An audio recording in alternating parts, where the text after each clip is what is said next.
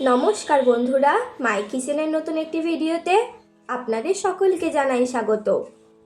এই শীতে এই অজানা রেসিপিটা না খেলে মস্ত বড় ভুল হবে। বাড়িতে লাগানো টমেটো গাছে দেখি অনেক টমেটো হয়েছে।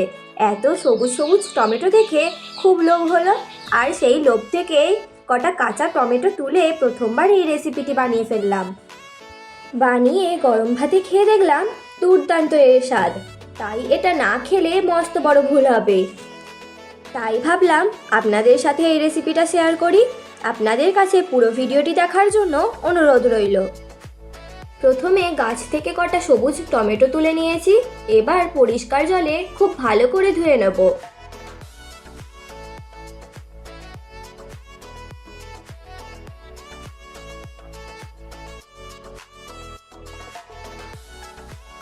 তারপর বোটা ছাড়িয়ে সরু সরু করে কেটে নিতে হবে।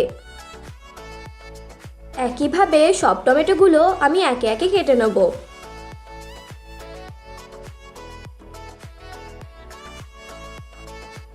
ব্যাস, এখানে আমার সমস্ত টমেটো কাটা হয়ে গেছে। আর লাগবে কিছুটা পেঁয়াজ কুচি। পেঁয়াজ কুচিও একইভাবে আমি আগে থেকেই কেটে রেখেছি। এবার চলুন একটা মশলা তৈরি করে নেওয়া যাক। তার জন্য নেব 2 চামচ পোস্ত, 1 চামচ পরিমাণ সাদা সর্ষে, 4টে কাঁচা লঙ্কা, হাফ কাপ পরিমাণ জল দিয়ে এবার একটা মিহি পেস্ট করে নিতে হবে।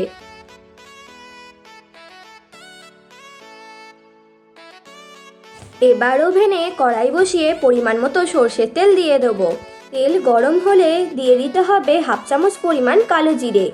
এরপর পেঁয়াজ কুচিগুলো দিয়ে হালকাভাবে ভেজে নিতে হবে।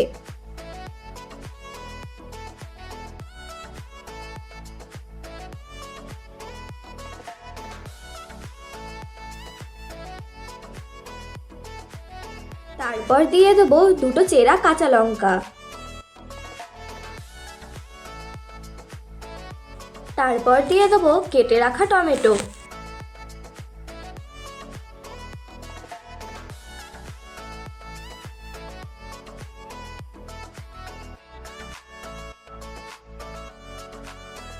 একটু নেড়ে চেড়ে দিয়ে দেবো হাফ চামচ পরিমাণ লবণ, হাফ চামচ পরিমাণ হলুদ।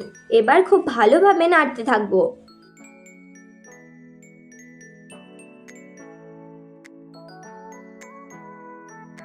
মিডিয়াম ফ্লেমে রান্নাটা করলে টমেটো থেকে যে জল বেরোবে তাতেই টমেটো খুব ভালোভাবে সেদ্ধ হয়ে যায়। আলাদা করে আর জল দেওয়ার প্রয়োজন পড়ে না। টমেটো প্রায় সিদ্ধ হয়ে এসেছে। এবার দিয়ে দেবো মশলা থেকে 4 চামচ পরিমাণ মশলা বাটা। যেহেতু পোস্ত বেশি আছে তাই শেষেই মশলাটা দিতে হবে। মাখো মাখো হয়ে এলে শেষে দিয়ে দিতে হবে 1 চামচ পরিমাণ চিনি। ব্যাস, তৈরি হয়ে গেল দুর্দান্ত স্বাদের কাঁচা টমেটোর ঝাল। নামানোর আগে কিছুটা পরিমাণ ধনেপাতা কুচি ও কাঁচা সর্ষের তেল ছড়িয়ে দিলেই ব্যাস তৈরি। এই রান্নাটা গরম ভাতের সাথে খেতে দুর্দান্ত লাগে। কখন যে নিমেষেই 1 থালা ভাত শেষ হয়ে যাবে আপনি বুঝতেই পারবেন না। তাহলে আজকের এই কাঁচা টমেটোর ঝালের রেসিপিটা আপনাদের কেমন লাগলো তা অবশ্যই লাইক কমেন্ট করে জানাবেন।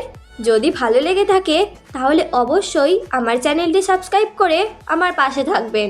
ধন্যবাদ, ভালো থাকবেন।